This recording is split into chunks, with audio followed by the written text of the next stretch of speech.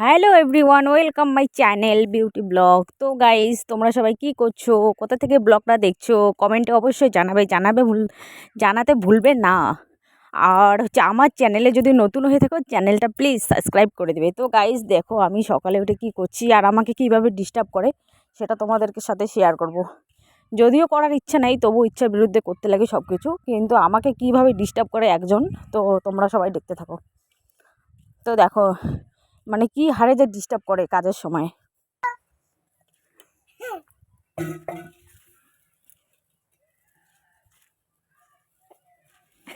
দেখি তুমি না না এটা কাজল লাগতেছে, রাখ রাখ রাখ। ও মাই গড।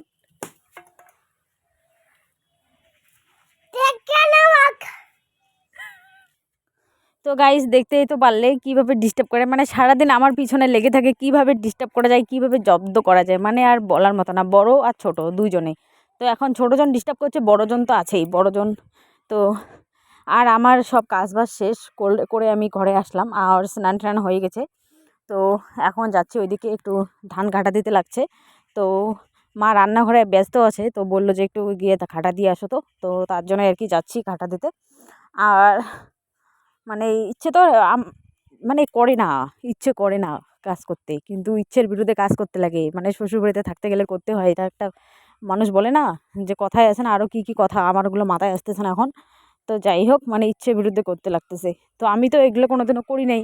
তো আমার বাবার বাড়িতে এগুলো নাই, ধান ঠান এগুলো কোনো কোনো কিছু করে না। তো করলেও, যদিও বা করেছিল 2-1 বছর, তো আমি ওগুলো কোনো কিছু মানে ধারে কাছে যাইনি। তো যাই হোক, এখন ইদানিং আমাকে করতে লাগছে এসব। তো আর আমার একটা মানে বাজে একটা অভ্যাসও না এটা, এটা বলা চলে না যে অভ্যাস, মানে এটা একটা বাজে ব্যাপার হয় আমার সাথে, যে মানে আমি যদি ধান ঘাটে দেই, আমার পায়ের মধ্যে মানে প্রচণ্ড পরিমাণে চুলকানি উঠে যায়, মানে পা প্রচণ্ড পরিমাণে চুলকায়, এত পা চুলকায় আমি থাকতে পারি না। সাথে সে সাবান দিয়ে ভালো করে পা ধুয়ে নিতে লাগে, দিয়ে তারপরে তেল ঠেল লাগাই। তো এখন কে আর বুঝবে সেসব, তো কাউকে বলা যাবে না, বললে তো কেউ বুঝবেও না। তো বলেছি না বলা না, তো ওগুলো কথা বলবো না আর। তো যাই হোক, সেটা করতে হবে বাধ্যতামূলক, তো করি আর কি, যখন যেটা করতে লাগে তো করে নেই। আর এই আর কি ব্যাপার, মানে ইচ্ছা না থাকলেও করতে হয়, একটা ব্যাপার, মানে কি বলবো, ভালো লাগে না। তো আজকে কিছুদিন হলো তোমাদের দাদাভাই বাড়িতে নেই, চলে গেছে ও কাজে। তো আমাকে নিয়ে যাবে বলেছিল, তো কবে নিয়ে যাবে জানি না।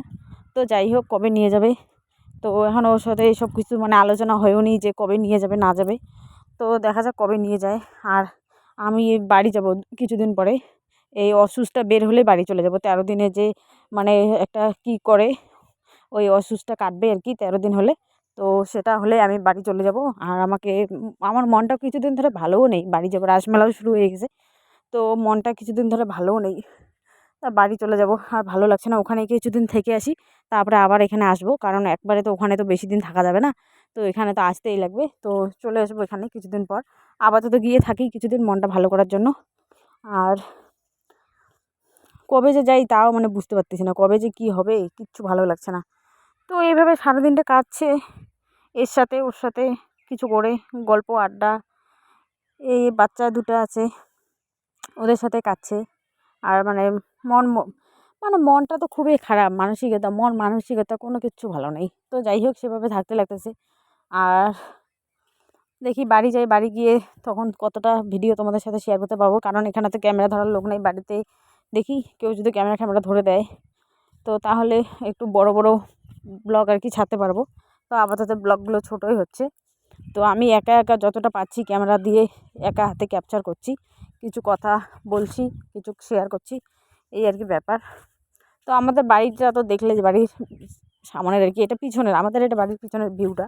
তো রেল রাস্তার পাশে আমাদের এই রাস্তা, তার পাশে বাড়ি। আর ওইদিকে পাকা রাস্তা থাকলো ওইটা সামনে, কিন্তু আমাদের বাড়ির এটা সামনেই হয়।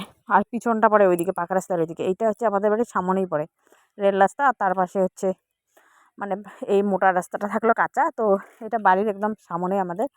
আর ওইদিকে থাকলো ওইটা পিছন সাইড পড়ে, ওইটা হচ্ছে পাকা রাস্তা। তো এদিক দিয়ে রাস্তা দিয়ে উঠতে হয় পাকা রাস্তা, মানে পাহাড়টা পাকা রাস্তা